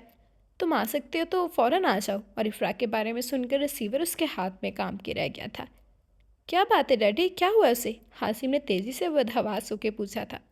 बस बेटा, तुम आ जाओ। उन्होंने इतना कहकर फ़ोन बंद कर दिया। न जाने ऐसे क्या बात हो गई थी जो वो बताने से गरेसा थे। उसके पैरों तले से ज़मीन खिसकने लगी। उसे उसके साथ की गई अपनी ज़्यादतियाँ याद आने लगीं। कहीं उस दीवानी लड़की ने कुछ कर ना लिया हो, और इस सोच ने उसके पूरे बदन में फरेरी सी दौड़ाड़ दी। वह जल्दी जल्दी तैयार हुआ और तेज़ी से गाड़ी दौड़ाता हुआ तौफीक साहब के घर पहुंच गया, और कुछ ही देर में वो उसके सामने खड़ा था। इफ़रान ने उसे देखकर चेहरा दूसरी तरफ कर लिया था। मेरी शक्ल नहीं देखना चाहती हो या अपनी नहीं दिखाना चाह रही हो? उसकी हरकत पर हाजिम ने धीरे से मुस्कुराते हुए कहा और उसके करीब बैठ गया था। क्यों आए हैं आप यहाँ? इफ़रान ने भुराई हुई आवाज़ में कहा था। अपनी बेगम से मिलने आए हैं भाई। क्या बचकाना सी बात की है तुमने? हाजिम ने कोहनी के बल नीम दराज होते हुए अपने हाथ से इफ़रा का चेहरा अपनी तरफ कर लिया और उस पर झुक गया था। मत हाथ लगाएं, छोड़े मुझे, कुछ नहीं हूँ मैं आपकी। उसकी कुर्बत से इफ़रा बदहवास होने लगी। उसे अपनी सांसें रुकते हुए महसूस होने लगी थी। उससे अपने चेहरे से हासिम का हाथ हटाना चाहा तो उसने अपने दूसरे हाथ में उसका नाजुक और ठंडा हाथ दबोच लिया। वो बिल्कुल बेबस हो गई, पानियों से भरी आंखें लिए उसकी तरफ देखने लगी थी। चलो तुम ना सही, मैं तो तुम्हारा सब कुछ हूँ। हासिम ने उसका हाथ लबों से लगाया ही था कि इफ़रा ने एक झटके से खींच लिया। अरे फिर वही बचपना। वो इस वक्त इफ़रा के इतनी करीब था कि उसकी गर्म गर्म सांसें इफ़रा के चेहरे को झुलसाई दे रही थी। उस पर घबराहट सवार होने लगी। और उठने लगे तो आसिम ने उसे कंधों से पकड़कर दोबारा लेटा दिया। लेटी रहो, शौहर के सामने लेटे हो, घबराहट किस बात की है? हाजिम ने बगौर उसकी तरफ देखते हुए गहरी सी मुस्कुराहट से कहा। तो इफ्रा का चेहरा ब्लश कर गया। इफ्रा को उसके बहकने का अंदाज़ा हो रहा था। अच्छा ये बताओ कि तुम्हारी तबीयत अब कैसी है? हाजिम ने उसके सिल्की बालों में नरमी और मोहब्बत से हाथ फेरते हुए कहा था। आपको इससे कोई मतलब नहीं होना चाहिए, उसने चिढ़कर कहा। अरे वाह, कैसे मतलब नहीं होना चाहिए? हमारे तो सारे मतलब तुम्हारी ही ज़ात से वाबस्ता है। हाजिम ने उसके नरम हाथों को पकड़ते हुए कहा तो इफ्रा ने उसका हाथ झटक दिया और उसने भी उसी फुर्ती से उसका नरम और नन्हा हाथ अपने मजबूत आहनी पंजे में दबोच लिया। बस बहुत मजाक हो गया, हासिम ने तेज सी नज़र उस पर डालते हुए बुर्दबारी से कहा था। अब संजीदगी और सही तरीके से बताओ कि क्या बात है? क्या तबीयत ख़राब है तुम्हारी? वो एकदम से संजीदा हो गया था। किस नाते से पूछ रहे हैं आप? क्या ताल्लुक़ रखा है आपने मुझसे? वो बिल्कुल रोने के करीब पहुंच गई थी। ये जिस वक्त मैं तुम्हारे सामने हूँ, तुम्हारे इतना करीब हूँ, ये ताल्लुक़ नहीं है तो फिर और क्या है? उसने नरमी से कहा। अब बोलो क्या बात है, मुझे ज़्यादा परेशान मत करो, जल्दी से बताओ कि क्या हुआ तुम्हें? हाजिम ने बहुत धीमे अंदाज में पूछा तो उसकी सरासी हमदर्दी और मोहब्बत पाकर बेख्तियार हो गई और दोनों हाथों में चेहरा छुपाकर सिसक उठी थी। देखो जान, जब तक तुम मुझे कुछ बताओगी नहीं मैं कैसे समझूंगा कि तुम्हारी क्या तबीयत ख़राब है? उसने आहिस्तगी से उसके चेहरे से हाथ हटाते हुए मोहब्बत से कहा। वो उसके रोने से बहुत बेचैन हो गया था। अब सीधी तरह से बता दो वरना भी उठा के डॉक्टर के पास ले जाऊंगा, उसने डॉक्टर की धमकी दी। कुछ नहीं हुआ है मुझे, उसने सूं सूं करते हुए नाक फैलाते हुए कहा था। अच्छा, तो यानी ये सब ड्रामा मुझे अपने पास बुलाने के लिए रचाया गया था? हासिम ने कुछ शरारत से कहा तो इफ़रा बुरी तरह चिढ़ गई थी। मैंने कोई ड्रामा नहीं रचाया है और ना ही मैंने आपको यहाँ बुलाया। अब सच बोल भी दो कि मियाँ से मिलने को दिल जा रहा है। खुश फहमी है आपकी, ऐसी कोई बात नहीं है। तबीयत भी ख़राब नहीं है, मुझसे मिलने को भी दिल नहीं चाह रहा था। जब कुछ ऐसा वैसा नहीं है तो फिर उठो अपने घर चलो, यहाँ क्यों पड़ी हुई हो? क्या मैं यहाँ आपको पड़ी हुई नज़र आ रही हूँ? वो चीखी तो पड़ी थी। अपने घर के अलावा कहीं पर भी रहने को पड़ना ही कहते हैं और मैं नहीं चाहता कि मेरी बीवी अपने घर के अलावा इधर उधर पड़ी रहे। अब उठ जाओ जल्दी से। हासिम ने उसका हाथ पकड़कर उठाना चाहा तो वो एकदम से चिल्ला उठी थी। अरे अरे, ये क्या कर रहे हैं आप? मैं अभी कहीं पर नहीं जा सकती। डॉक्टर ने मुझे मुकम्मल आराम करने के लिए कहा है। वो क्यों भाई? वो अचानक से चौंक कर उसकी तरफ बगौर देखने लगा तो इफ़रा ने हल्की सी मुस्कुराहट के साथ छिनक कर दोनों हाथ अपने चेहरे पर धर लिए थे। ए, हाथ उठाओ। हाजिम उसकी आराम करने वाली बात और शर्मा कर चेहरा छुपाने से असल सूरत हाल समझ गया था। तो ये वजह थी तबीयत ख़राब होने की। उसने मोहब्बत से उसके हाथ हटाते हुए उसके चेहरे के ऊपर झुकते हुए कहा तो शर्म के मारे उसका चेहरा गुलाबी हो गया था। इतनी देर से मैं पूछ रहा हूँ, मुझे तंग कर रही हो? पहले नहीं बता सकती थी? इतना परेशान किया मुझे, अब बताओ, उसने शोखी से पूछा तो इफ़रा ने चेहरा दूसरी तरफ कर लिया था। मैं वहाँ नहीं, यहाँ हूँ, हाजिम ने उसका शर्म से गुलनार चेहरा अपने हाथों में लेते हुए कहा था। बताओ ना जान, क्या बात है? उसे छेड़कर मज़े ले रहा था और वो शर्म के मारे बेहरभूटी बनी जा रही थी। अब क्या बताऊँ? इफ़रा ने बुरी तरह छिनपते हुए कहा था। यही कि मैं पापा बनने वाला हूँ। हाजिम ने उसके कान में शरारत से सरगोशी की तो इफ़रा का चेहरा सुर्ख पड़ गया और उसने बुरी तरह शर्माकर उसके चौड़े सीने में मुंह छुपा लिया और हाजिम ने उसे अपनी मजबूत बाहों की पनाहों में भरकर भरपूर तहफ़्फ़ुज़ का एहसास दिलाते हुए अपने भरे भरे लब उसके रेशमी बालों पर रख दिए और शौहर की मोहब्बत पाकर इफ़रा के अंदर तक खुशी, सुकून और इत्मीनान की लहरें दौड़ने लगीं। ख़त्म शुद्ध जी। तो ये था हमारा आज का नावल। उम्मीद करती हूँ कि आप लोगों को पसंद आया होगा। आप सबकी राय का, आप सबके कमेंट्स का मैं बेसब्री से इंतज़ार करूँगी। आप सब ने मुझे बताना है कि आज की स्टोरी आप लोगों को कैसी लगी, कौन सा करैक्टर अच्छा लगा, कौन सा बुरा लगा। ऐसे बुरा लगने वाला ज़्यादा था नहीं, छोटी सी क्यूट सी रोमांटिक सी स्टोरी थी। उम्मीद करती हूँ कि आप लोगों को पसंद आई होगी। ज़रूर बताइएगा कि मुझे आप लोगों को आज की स्टोरी कैसी लगी। क्यूट सी लव स्टोरी थी एक। उम्मीद करती हूँ कि आपको पसंद आई होगी। आप सबकी राय का, आप सबके कमेंट्स का मैं बेसब्री से इंतज़ार करूँगी। ठीक है जी। इसके अलावा जिसने अभी तक चैनल सब्सक्राइब नहीं किया है, जल्दी से चैनल सब्सक्राइब कर लें, बेल आइकन दबा दें ताकि हर आने वाली नई वीडियो आपको मिलती रहे। लाइक, कमेंट और शेयर करना मत भूलें। तो आप लोगों ने अच्छा रिस्पॉन्स देना है और मुझे बताना है कि आज की कहानी कैसी लगी जी। तो नावल का नाम था दिल में तुम हो। उम्मीद करती हूँ कि आप लोगों को कहानी अच्छी लगी होगी। आप लोगों ने मुझे बताना है कि आपको कैसी लगी। अच्छा रिस्पॉन्स दीजिएगा, मुझे ज़रूर बताइएगा कि स्टोरी कैसी लगी। ठीक है जी। तो चलिए हम एक दफ़ा अपना कमेंट सेक्शन देख लेते हैं, फिर अपनी वीडियो एंड करेंगे जी। तो चलिए हम कमेंट सेक्शन देखते हैं। सबसे ज़्यादा पहले ज़ैनब सगीर ने लाइक किया, thank you very much Zainab Sagheer. Khan EN3QF ने कहा nice, thank you very much. Anahita Fatima कह रही हैं nice, thank you very much. Jannat Shah कह रही हैं तेरे इश्क में दीवाना हूँ आवारा by Mahwish Ali season 2 line up please. चले देखते हैं, बात करनी पड़ेगी राइटर से, अगर तो मेरी उनसे बात हो पाई तो ज़रूर, वरना फिर उसके लिए आपको पता है कि परमिशन की ज़रूरत होती है, तो देखते हैं जी। देन गौसिया खान ने लाइक किया है, thank you very much Ghausia Khan. Chaudhary Jat कह रहे हैं बहुत अच्छा एपिसोड था, bless you, thank you very much Chaudhary Jat, आपको अच्छा लगा, मुझे खुशी हुई, आगे भी आपकी राय का इंतज़ार रहेगा। हारिस खान कह रहे हैं शुक्रिया आप भी, thank you very much Haris Khan. Salma Kausar कह रही हैं ज़बरदस्त नावल है, thank you for the lovely novel, thank you very much Salma Khan. I am human कह रहे हैं good, thank you very much. Nabila Iqbal कह रही है mind blowing and outstanding novel, thank you very much Nabila. वैसे आप लोग आजकल कमेंट्स बहुत कम करने लग गए हैं, ऐसे मत किया करें, स्टोरी बहुत अच्छी होती है, ज़रूरी नहीं है कि फेसबुक राइटर्स की ही स्टोरी अच्छी हो, डाइजेस्ट राइटर्स की स्टोरीज़ बहुत अच्छी होती हैं, कोई चीप किस्म का रोमांस नहीं होता जो हम लोग आजकल जिसके पीछे भागते हैं। तो आप लोग स्टोरी पे फोकस किया करें, स्टोरीज़ बहुत मज़े की होती हैं, जैसे कि आज की स्टोरी रोमांटिक भी थी और मज़े की भी थी, प्लॉट भी अच्छा था। तो आप लोग लास्ट में रिस्पॉन्स दिया करें, मुझे बताया करें, मैं आप लोगों के लिए हर तरह की स्टोरीज़ लाती हूँ, बाकी आप लोगों की डिमांड्स भी पूरी करती हूँ। तो आप लोगों को अगर कोई स्टोरी नहीं अच्छी लग रही तो आप लोग मुझे बताएं कि हम इस बेस पे स्टोरी पढ़ना चाहते हैं, तो मैं आगे वो भी लेकर आऊँगी, ठीक है ना। देन सबका अकाउंट कह रहे हैं स्टोरी का प्लॉट बहुत वीक है। नहीं यार, स्टोरी अच्छी थी, ऐसा कैसे हो सकता है, मुझे तो पसंद है, इससे मैं एग्री नहीं करूँगी बिल्कुल भी। देन ज़ैनब सगीर कह रही है nice, thank you very much Zainab. Khan कह रहे हैं wow, thank you very much. Part 4 नहीं मिल रहा, इसकी प्लेलिस्ट बन चुकी है और आई थिंक सो कि मैंने जो ये है ये वाला नावल जो है पब्लिक भी कर दिया, आप एक दफ़ा प्लेलिस्ट चेक करें, बाकी मैं आपको वीडियो एंड करने के बाद इसका लिंक भी शेयर कर दूँगी। नावल का नेम क्या है, ये कौन सा नावल है भाई, cousin marriage based, forced marriage based, emergency, निकाह बेस्ड, ये है हुब्बे उनीद बाय वाहिबा फातिमा।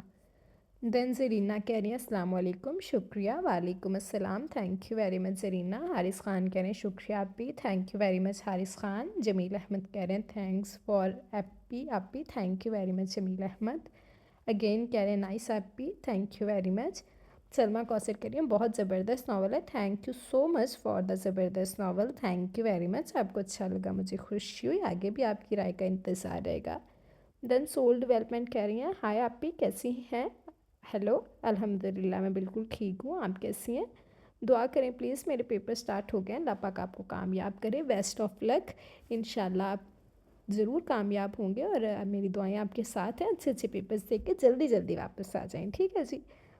तो माय डियर लिसनर्स, आप लोग भी सोल डेवलपमेंट के लिए दुआ ज़रूर कीजिएगा कि इनके पेपर्स अच्छे अच्छे हो जाएं, ठीक है जी, क्योंकि इस टाइम में दुआओं की बड़ी ज़रूरत होती है।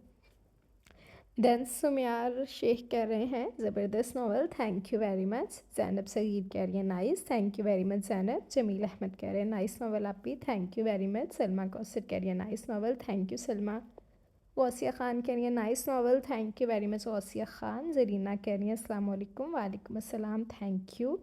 हारिस ख़ान कह रहे हैं ज़बरदस्त आप भी, thank you very much Haris Khan. Shehreen Shehzadi कह रही हैं नाइस नावल। नाजिया हुसैन ने लाइक किया, thank you very much Nazia Hussain. Jameel Ahmed कह रहे हैं नाइस नावल आप भी, thank you very much Jameel Ahmad.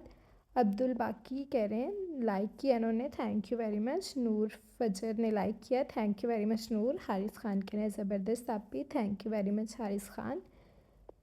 Iram Iram बे कह रही हैं this is my second time reading this beautiful novel and I am enjoying it like the first time, thank you very much, आपको अच्छा लगा, मुझे खुशी है, लिटरली ये मेरा भी most most most favourite novel है और मैं इस नावल को कोई 10 से 15 बार तो पढ़ चुकी हूँ और मुझे हर बार इतना ही मज़ा आता है जैसे मैं पहली बार पढ़ रही हूँ। ख़ासकर मुकद्दम शाह का करैक्टर मुझे बहुत ज़्यादा पसंद है, बहुत ही ज़्यादा। देन अब्दुल हादी कह रहे हैं नेम क्या है नावल का, ये कौन से वाला है, इस नावल का नेम है वीडियो के वैसे लास्ट में मेंशन है। और एक बात और, मैंने यहाँ पे कुछ कमेंट्स देखे जो लोग बकवास ही कर रहे थे मेरे मुताबिक कि इन्हें पता नहीं क्या मिलता है नॉवेल्स को चोरी करके, नॉवेल्स के नेम नहीं बताते, बाकी चैनल्स पे नेम लिखे होते हैं इसलिए हम इन्हें सब्सक्राइब नहीं करते। तो सबसे पहले तो ये बात कि मैं आप लोगों के पाँव नहीं पड़ी कि आप लोग आके मुझे सब्सक्राइब करें, मुझे सिर्फ वो लोग सब्सक्राइब करते हैं जो लोग मुझे पसंद करते हैं, मेरे नावल सुनना पसंद करते हैं और मैं उन्हें पसंद करती हूँ। जो मेरे मुखलिस लिसनर्स हैं, मुझे उनका पता है और मैं हमेशा उनके साथ हूँ। और अगर वो कोई बात कहते भी हैं तो मैं उनके बात को हमेशा पॉजिटिव वे में ही लेती हूँ, क्योंकि मुझे पता है कि वो किस वे में बात करते हैं। लेकिन जो थर्ड क्लास उठ के आके लोग बातें करते हैं ना, तो आप लोग करते रहें। और दूसरी बात ये कि मेरे चैनल पे अभी तक जितने भी नॉवेल्स हैं, ख़ास तौर पे फेसबुक राइटर्स के कोई एक वाहद नॉवल भी ऐसा नहीं है जो मैंने राइटर की परमिशन के बगैर पढ़ा हो, ठीक है जी। उसके बाद जहाँ तक रही नॉवल नेम की बात, तो नॉवल नेम वीडियो के लास्ट में मेंशन किया होता है। कुछ पुरानी वीडियोस मैंने पोस्ट की थी, तो अगर उनमें नॉवल नेम नहीं है तो डिस्क्रिप्शन में नॉवल नेम लिखा होता है। तो बराए मेहरबानी आप लोग अपनी बकवास बंद करें और अपने थर्ड क्लास डायलॉग उठाएं खुद समेत और मेरे चैनल से दफ़ा हो जाएं, क्योंकि ऐसे लोगों की मेरे चैनल पर कोई जगह नहीं है। जो मेरे लिसनर्स हैं, जो मुझे प्यार करते हैं, मैं हमेशा उनके साथ हूँ और मैं उनसे प्यार करती हूँ, तो मुझे आप लोगों की हरगिज़ ज़रूरत नहीं है, ठीक है। तो अब्दुल हादी इस नावल का नेम तेरी सितमगरी बाय अबी हालिया, जो कि मैंने राइटर की परमिशन से ही पढ़ा था। देन राजा मूसा कह रहे हैं nice novel, thank you very much Raja Musa. शायद से हम कह रहे हैं ये तो पहले ही रीड कर चुकी हैं, जी बिल्कुल, लेकिन मैंने वो थोड़ा सा किया था, एक सिंगल वीडियो में दिया था, बिकॉज बहुत से लिसनर्स को मिलता नहीं है नावल ये पार्ट्स मिलते नहीं हैं। तो फिर मैं ऐसे करती हूँ कि जो हम एपिसोड वाइज नावल पढ़ते हैं उसे एक सिंगल नावल में भी पोस्ट कर देती हूँ, ठीक है जी। नावल नेम क्या है, तेरी सितमगरी। इस नावल पे चैनल पे अपलोड हो चुका है, बिल्कुल अपलोड हो चुका है। देन आपकी वॉइस बहुत प्यारी है, रोशनी कह रही है, थैंक यू वेरी मच रोशनी, आपको अच्छी लगी, मुझे खुशी हुई, आगे भी आपकी राय का इंतज़ार रहेगा। शहरीन शहज़ादी कह रही है nice novel and voice, thank you very much Shehreen Shehzadi. वैसे शहरीन से मुझे, जब भी शहरीन कमेंट करती है मुझे एस्थेटिक गर्ल याद आ जाती है, वही वो कहाँ गायब हुई हैं, ना ही सीमा हैं, इतने दिन हो गए आई हैं, ना आयशा आई हैं, ना अयान आए हैं, ना एस्थेटिक गर्ल आई है, तो पता नहीं आप लोग कहाँ गायब हो गए। तो जल्दी वापस आओ, अब मैं बैक हो गई हूँ, एक्टिव हो गई हूँ, तो आप लोग भी मुझे एक्टिव चाहिए हो, ठीक है ना। देन सुभान मलिक कह रहे हैं आइसक्रीम और परिविश के पार्ट भी होने चाहिए थे, है ना, मुझे भी लगता है, क्योंकि उन्होंने ज़्यादा सुफियान के और उसकी जो लड़की का नाम मैं भूल चुकी हूँ, जो भी था, उसके पार्ट ज़्यादा दिए हुए थे बजाय आइसक्रीम और परिविश के, तो इनके पार्ट्स भी ज़्यादा होने चाहिए थे। I agree. सुभान मलिक कह रहे हैं nice, thank you very much. Shahnaz Afeef कह रही है nice, thank you very much Shahnaz Afeef. Absar Haider कह रहे हैं नाइस नावल, पता नहीं है बनी जैसी बेहुदा रस्म कब ख़त्म होगी, और मुराद का किरदार बहुत अच्छा था। एक औरत को सिर्फ इज्जत ही चाहिए होती है अपने मर्द से, बिल्कुल आप सही कह रही हैं। और बिल्कुल बनी जैसी रस्म तो बिल्कुल नहीं होनी चाहिए, जो करता है भरेगा भी वही, किसी का और का किया हुआ कोई और उसका रिश्ता आखिर क्यों भरे, क्या वजह है, ऐसा नहीं होना चाहिए। बिल्कुल ठीक कह रही हैं, थैंक यू वेरी मच अबसर हैदर। दैन ज़ैनब सगीर कह रही हैं अच्छा था, nice, thank you very much Zainab Sagheer. Aesthetic girl कह रही है Noor and Daram my favourite couple हैं, मेरे भी फेवरेट कपल है नूर और दारम। और ये कौन से वाला नावल है नूर और दारम में, इसमें है साहिर और जाविश, बिल्कुल इसी में है। मुझे साहिर और जाविश इस नावल में सबसे ज़्यादा पसंद थे, और इसका करैक्टर मुझे साहिर का इतना मज़े का लगता है ना, और जो जाविश उसे मुच्छर बोलती है, वो बस वो मेरा फेवरेट है, मोस्ट फेवरेट है। आप अभी आगे पढ़े, आई थिंक सो एपिसोड 19 तक आई हैं, मतलब आपको नूर और दारम ही ज़्यादा पसंद है। चलिए कोई ना, मुझे वैसे साहिर और जाविश ज़्यादा पसंद थे। Then thank you very much aesthetic girl. सारी में आरिफ साइम आरिफ कह रहे हैं nice novel but it's too long, thank you very much. बिल्कुल आप लोगों के लिए लॉन्ग नावल अपलोड किया, और आप पढ़ें सुने, आपको बहुत मज़े का लगेगा, मेरी मोस्ट फेवरेट स्टोरी है, तो मैं इसकी बेकदरी नहीं पसंद करूँगी। मुझे आप लॉन्ग रिव्यू दीजिएगा, एक दफ़ा सुन के मुझे ज़रूर बताइएगा, ठीक है। देन जेब कह रहे हैं नाइस नावल अच्छा था बट थोड़ा इनकम्प्लीट सा लगा, कौन से वाला था ये, फरीसा वाला। I like Berserk's character very strong and very charming. Heather character was very jolly and charming. Also Suleiman's character was good. पर नैना एंड सलमान का कुछ ज़रूर लिखना चाहिए था। Overall nice novel, thank you very much सेब, आप बिल्कुल ठीक कह रही हैं। बर्सल का करैक्टर वाकई बहुत अच्छा था, स्ट्रॉन्ग था, और हैदर का करैक्टर भी मज़े का था, और सलमान और नैना पे मेरा भी ये पॉइंट ऑफ व्यू था, मैं जब पढ़ रही थी ना मुझे भी ये था कि इन पर ज़रूर लिखना चाहिए था। Thank you very much. Then Mohammad Umair कह रहे हैं आप भी प्लीज़ एक्सप्लेन पिया में तेरी नावल, राइटर का नेम बताएं इंशाल्लाह ज़रूर। देन हारिस ख़ान कह रहे हैं शुक्रिया आप भी, thank you very much Haris Khan. Islami patch ने लाइक किया है, thank you very much. Last part please, Amna Atif कह रही हैं कौन सा नावल है ये, कौन सा नावल है, forced marriage, possessive hero, age difference, Irtiza वाला है ये, बिल्कुल इर्तिज़ा वाला है। चले मैं वीडियो के लास्ट में आपको इसका लिंक शेयर कर दूँगी। एंड हो गई जब वीडियो तो, लेकिन इसका लास्ट पार्ट इसी चैनल पे आप देखेंगी ना, पिछली वीडियोस देखेंगी तो आपको वैसे मिल जाएगा, मैं लिंक भी आपको शेयर कर दूँगी।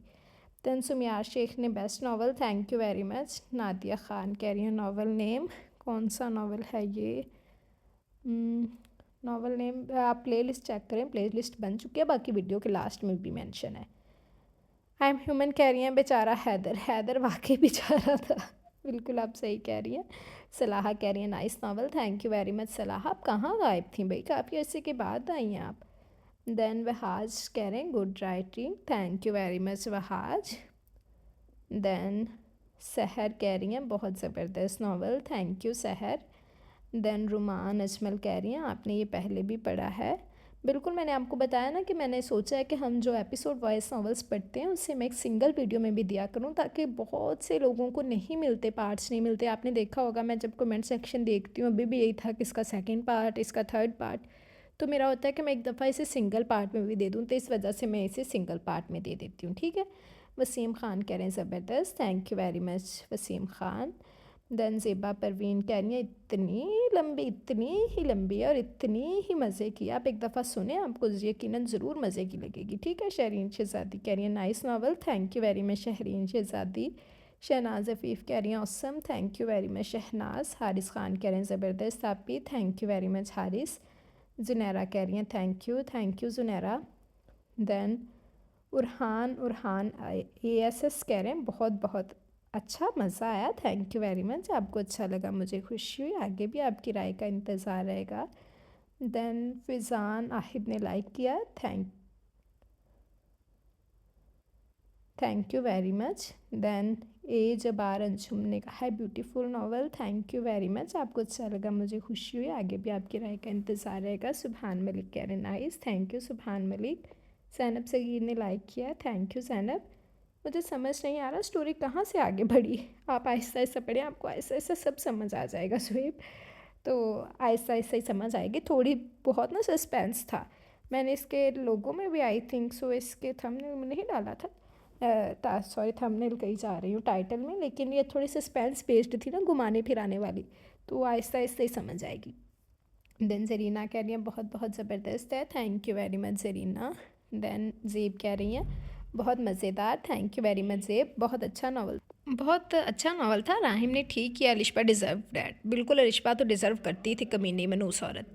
और मनेहा आल्सो डिज़र्व द बेस्ट, जब राहिम ने शादी की थी तो ऐसा लग रहा था शायद मनेहा को कुछ हो ना जाए, ये वो ख़ुद उसको छोड़ कर चली ना जाए, क्योंकि बहुत से नावल्स में ऐसा हो रहा है, लेकिन राहिम ने आखिर में दिल जीत लिया। बिल्कुल आप सही कह रहे हैं, मिनाहिल के साथ जो हुआ बहुत दुख हुआ, लेकिन इर्तिज़ा मिनाहिल के साथ सिंसियर था, तो बस वी आर हैप्पी। और सच में भरे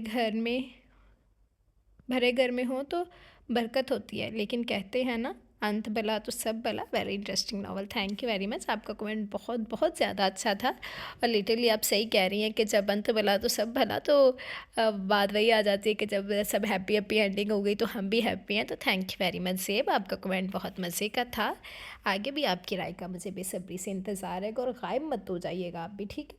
देन सहर कह रही हैं अस्सलाम वालेकुम, कैसी हैं आप? वालेकुम अस्सलाम, अल्हम्दुलिल्लाह मैं बिल्कुल ठीक हूँ, आप कैसी हैं? बहुत बहुत ज़बरदस्त नावल था, थैंक यू वेरी मच, आपको अच्छा लगा मुझे खुशी हुई। ज़रीना कह रही हैं अस्सलाम वालेकुम, थैंक यू, वालेकुम अस्सलाम, थैंक यू ज़रीना, वीडियो के लास्ट में नेम मेंशन है। वसिया ख़ान कह रही हैं लाइक किया, thank you very much. Haris Khan कह रही हैं शुक्रिया आप भी प्यारा नावल देने के लिए, thank you very much Haris Khan, आप भी पिया मैं तेरी नावल वॉइस ओवर कर दें प्लीज़ प्लीज़ प्लीज़, राइटर का नेम बताएं, इंशाल्लाह मैं ज़रूर वॉइस ओवर करूँगी आपके लिए। Mohammad Umair, writer and novel name please, कौन सा नावल है ये? परिसा वाला भी वीडियो के लास्ट में मेंशन, और आई थिंक सो डिस्क्रिप्शन में भी मैंने डाला हुआ, आप प्लीज़ चेक कर लें। बाकी प्ले लिस्ट भी बन चुकी है, हर जगह तो नाम दिए होते हैं, फिर भी पता नहीं क्यों लोग आके बोलने लग जाते हैं आप नाम नहीं देती हैं, आप चोर हैं, आप फलाएँ, आप डमखाएँ, तो फिर बोलते रहो। शेर अली कह रहे हैं nice novel, thank you very much Sher Ali. Zainab Sagheer कह रही हैं बहुत अच्छा, thank you very much Zainab Sagheer. Then Falak Khan कह रही हैं बहुत अच्छा नावल है, जुस्तजू ख़ास थी नावल नेम, पहले भी मैं पढ़ चुकी हूँ, आपकी वॉइस में ज़्यादा अच्छा लगा सुनकर डियर। फलक ख़ान कह रही हैं थैंक यू वेरी मच फलक ख़ान, आपको पसंद आया, मुझे खुशी हुई, आगे भी आपकी राय का इंतज़ार रहेगा। आप मेरे चैनल्स पर और भी नावल सुने और मुझे ज़रूर बताइएगा कि आपको कैसे लगे हैं, ठीक है। Thank you very much. Ghausia Khan कह रही है nice novel, thank you very much Ghausia Khan. Aftab Ali ने लाइक किया, thank you very much Aftab Ali. मास कह रहे हैं नावल नेम, तो नावल का नेम वीडियो के लास्ट में मेंशन है। बिलाल राव कह रहे हैं ज़बरदस्त नावल था, सब बहुत अच्छे थे, thank you very much Bilal Rao, आपको अच्छा लगा, मुझे खुशी हुई, आगे भी आपकी राय का इंतज़ार रहेगा। एस्थेटिक गर्ल कह रही हैं थैंक यू सो मच, मैं बहुत टाइम से ये नावल ढूंढ रही थी, अपनी सिस को शेयर करना था मुझे। चलो जी, अच्छा हुआ कि आपको मिल गया और मेरे थ्रू मिला, मुझे और ज़्यादा खुशी है, तो मुझे ज़रूर बताइएगा, बल्कि अपनी सिस को भी कहिएगा कि मुझे ज़रूर बताए कि उसे कैसा लगा, ठीक है। एस्थेटिक गर्ल कह रही है अस्सलाम वालेकुम, कैसी हैं आप, नावल बहुत अच्छा था, आई लाइक इट। वालेकुम अस्सलाम, अल्हम्दुलिल्लाह मैं बिल्कुल ठीक हूँ, आप कैसी हैं। थैंक यू वेरी मच, आपको अच्छा लगा, मुझे खुशी हुई, आगे भी आपकी राय का इंतज़ार रहेगा। देन हारिस खान कह रही हैं शुक्रिया आपी, thank you very much Haris Khan. Happy home कह रहे हैं nice, thank you very much happy home. सुबहान मलिक कह रहे हैं ज़बरदस्त, थैंक यू वेरी मच सुबहान मलिक। फलक ख़ान कह रही हैं बहुत ही अच्छा है नावल, मनीहा का करैक्टर बहुत अच्छा था, थैंक यू वेरी मच। जैनी ने हाय कहा है तो और आगे लाइक किया है, हेलो जैनी कैसी हैं आप, और thank you very much. Soul development कह रहे हैं ज़बरदस्त, thank you very much soul development. Ayesha queen कह रही हैं अस्सलाम वालेकुम, कैसी हैं आप, लास्ट में सब हैप्पी हैप्पी हो गया, मुझे इस नावल में कल्ब और उसकी मम्मी का करैक्टर बहुत अच्छा लगा। मिनाहिल का करैक्टर भी बहुत अच्छा था और वो दूसरे हीरो इसका करैक्टर तो मुझे बहुत ही बुरा लगा उस पर तो मुझे गुस्सा आ रहा था, पर चले हीरोइन राजी तो हम क्या कर सकते हैं। नेक्स्ट नावल एपिसोड वाला, thank you very much Ayesha, आपको अच्छा लगा ये नावल, मुझे खुशी है, आगे भी आपकी राय का इंतज़ार रहेगा। और बिल्कुल हमने क्या नाम था आयशा, मैं भी नाम भूल गई हूँ दूसरे हीरो का, यही ज़ेब ने अभी कमेंट किया था, हम उसका कमेंट देख के फिर उस पर राय देते हैं, अगर मुझे अभी उसका कमेंट मिल गया तो।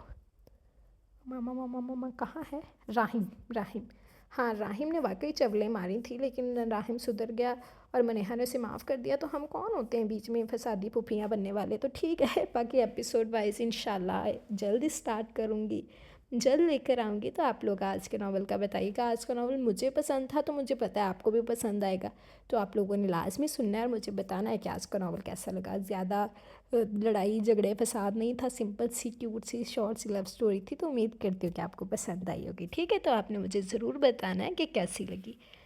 देन सो स्वीट कह रहे हैं amazing episode, thank you very much so sweet. Then Maaz कह रहे हैं ज़बरदस्त, थैंक यू वेरी मच माज। जैनब कह रही हैं good, thank you very much Zainab. वैसे काफ़ी कमेंट्स इकट्ठे हुए थे पिछले कुछ दिनों से, मैं एक दो वीडियोस में कमेंट सेक्शन देख नहीं पाई, बाकी पिछली कुछ वीडियोस में बैक जो लॉन्ग नॉवेल्स अपलोड कर रही थी, तो बहुत दिनों के कमेंट्स इकट्ठे हुए हैं, ख़त्म होने का नाम नहीं ले रहे, मैं थक गई हूँ पढ़ते पढ़ते। वैसे मैं इस तरह की खुशी तो अल्लाह सबको दे, मैं कहती हूँ इस तरह के, मैं कहती हूँ इस तरह के मैं रोने रूँ, हाय आप लोग इतने कमेंट्स करते हो, मुझसे देखे नहीं जाते, मुझसे पढ़े नहीं जाते, तो इस तरह का दुख मैं बर्दाश्त करने को तैयार हूँ, आप लोग ये वाला दुख मुझे दिया करें ठीक है ना। देन बिलाल राव कह रहे हैं ज़बरदस्त नावल था, thank you very much Bilal Rao. Haris Khan कह रहे हैं ज़बरदस्त नावल था happy, thank you very much Haris. Then Rameen Riaz कह रही हैं प्लीज़ माफिया बेस्ड और रोमांटिक नावल प्लीज़, ओके आपकी रिक्वेस्ट पे इंशाल्लाह ज़रूर अमल होगा, आपकी रिक्वेस्ट मैं नोट कर चुकी हूँ। जी वीडियो पॉज करके मैं आपको रिप्लाई भी दे चुकी हूँ, मुझे पता है बाद में भूल जाती हूँ कि इंशाल्लाह ज़रूर मैं ये लेकर आऊँगी नावल माफिया बेस्ड, मेरा ख़ुद का भी इरादा था कि हम कोई माफिया बेस्ड नावल पढ़े, तो इंशाल्लाह जल्द ही हम माफिया बेस्ड नावल भी पढ़ेंगे। देन नईमा आरिफ कह रही हैं best novel, thank you very much Naima. Russia कह रही हैं वेरी नाइस नावल, पता नहीं इनका नाम क्या है, आई एम रियली सॉरी राश, पता नहीं मैं गलत पढ़ रही हूँ या सही पढ़ रही हूँ, लेकिन आई एम रियली सॉरी अगर मैं गलत पढ़ रही हूँ। तो very nice novel and very romantic, thank you very much, आपको अच्छा लगा, मुझे खुशी हुई, आगे भी आपकी राय का मुझे बेसब्री से इंतज़ार रहेगा। देन ज़ोया खुरम कह रही हैं बहुत बहुत बहुत अच्छा नावल था, thank you very much Zoya. Then Ambar Ali कह रही हैं ऑसम यार, I love it very much, बहुत प्यारा नावल था एंड दोनों कपल भी बहुत प्यारे थे, सबसे बढ़ के हैप्पी एंडिंग थी, थैंक यू वेरी मच, आपको अच्छा लगा, मुझे खुशी हुई, आगे भी आपकी राय का बेसब्री से मुझे इंतज़ार रहेगा। दैन मोहम्मद तुफ़ैल करें अस्सलाम वालेकुम आपी जान, कैसी हैं आप? अल्हम्दुलिल्लाह मैं बिल्कुल ठीक हूँ, आप कैसी हैं? आखिरी एपिसोड बहुत अच्छा था, बहुत शुक्रिया, मैंने आज रात को ही सुन लिया, मुझसे रहा ही नहीं गया। बहुत अच्छा, बहुत शुक्रिया आपका, थैंक यू वेरी मच भाई। प्यार है आपका कि आपसे रहा नहीं जाता, तो मुझसे भी नहीं रहा जाता आप लोगों के बगैर। आप लोग गायब मत हुआ करो, ठीक है ना? तो thank you very much. Then Seema Sultana कह रही हैं अस्सलाम वालेकुम, कैसी हैं आप? हीरो का करैक्टर लास्ट में जाकर अच्छा किया। वालेकुम अस्सलाम, अल्हम्दुलिल्लाह मैं बिल्कुल ठीक हूँ। स्टार्टिंग में जो उसने हरकतें की हैं उसकी बात ही मत करो। हाँ, उसकी तो बात ही मत करो, मुझे भी इतना ही गुस्सा था। सारी गलती हीरो की ही थी, मगर राइटर ने उसको सही सिचुएशन से आराम से बाहर निकाल दिया। बिल्कुल सभी सिचुएशन से आराम से बाहर निकाल दिया। हाँ ना, सब कुछ करके और उसे साइड पे लगा दिया कि मैं तो मुन्ना सा काका हूँ, मैंने तो कुछ भी नहीं किया। और अचानक से उसे क्लीन चिट मुझे पता था हीरोइन हीरो को माफ़ कर देगी। बचपन से आप जिसे मोहब्बत करते हैं उसकी गलती को माफ़ कर देते हैं। मोहब्बत में लोग ऐसे ही पागल नहीं हो जाते। मोहब्बत आंखों पर पट्टी बांध देती है। बिल्कुल आप सही कह रही हैं। आप भी, मैं बहुत खुश हूँ। मेरी इतनी पुरानी बात आपको अभी तक याद है, जानकर बहुत खुशी हुई। भाई आप लोगों की सारी बातें मुझे याद हैं, आप लोगों की बातें मुझे हिफ्स हैं, बस आप लोग मुझे भूल जाते हो, गायब हो जाते हो ना आप लोग। देन कल्ब का करैक्टर मुझे इस नावल में अच्छा लगा। स्टार्टिंग में गलत किया था पर उससे रियलाइज़ हो गया था कल्ब की उसकी शादी करवा दी, वो भी अच्छा था। वो इतना जल्दी चेंज हो गई है, वो मुझे थोड़ा अजीब लगा है ना, अचानक कि उसने पलटी मार दी, 90 के एंगल पे घूम गई वो। तो wait for the next novel. Thank you very much Seema, as usual आपका कमेंट हमेशा की तरह बहुत बहुत बहुत ज़्यादा अच्छा था, तो थैंक यू वेरी मच। आगे भी आपकी राय का बेसब्री से इंतज़ार रहेगा। और कहाँ गायब हो गए हो आप लोग कोई भी नहीं आ रहा, तो मुझे भी सब वापस चाहिए हो आज की वीडियो पे, बिकॉज आज से मैं फुल एक्टिव हूँ, तो आप लोग भी मुझे एक्टिव वापस चाहिए हो। जब आप लोग एक्टिव होगे मैं तब भी एपिसोड वाइज नावल लेकर आऊँगी, वरना मैं भी भाग जाऊँगी फिर। वसिया ख़ान कह रही है nice novel, thank you very much Wasia Khan.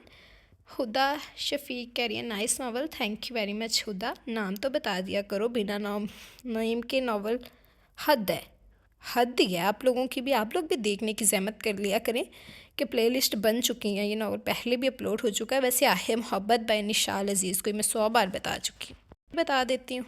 Then Maliha के लिए फ़जूल सी स्टोरी है, कहाँ की कनेक्टिविटी, कहानी में कोई कनेक्टिविटी नहीं थी, बस अचानक से ही सब वाक़यात हो रहे थे और इंडिया से आना, ये तो हम देख चुके हैं, है ना, ये पुराने आ गए। बस भाई ये थे हमारे आज के कमेंट्स। उम्मीद करती हूँ कि आपको हमारी आज के जो नावल है पसंद आया होगा। आप सबकी राय का, आप सबके कमेंट्स का मैं बेसब्री से इंतज़ार करूँगी। अच्छा रिस्पॉन्स दीजिएगा, मुझे ज़रूर बताइएगा कि आज का नावल, आज की कहानी आपको कैसी लगी। आप सबकी राय का, आप सबके कमेंट्स का मुझे बेसब्री से इंतज़ार रहेगा। इसके अलावा जिसे अभी तक चैनल सब्सक्राइब नहीं किया, जल्दी से चैनल सब्सक्राइब कर लें, बेल आइकन दबा दें ताकि हर आने वाली नई वीडियो आपको मिलती रहे। लाइक कमेंट और शेयर करना मत भूलें, ठीक है जी। तब हम इंशाल्लाह हाजिर होंगे कल नए नावल के साथ, नए करैक्टर के साथ। तब तक के लिए आप लोग आज का नावल एंजॉय करें, मुझे अच्छा रिस्पॉन्स दीजिएगा, इजाज़त दें, दुआओं में याद रखिएगा। अल्लाह हाफिज़।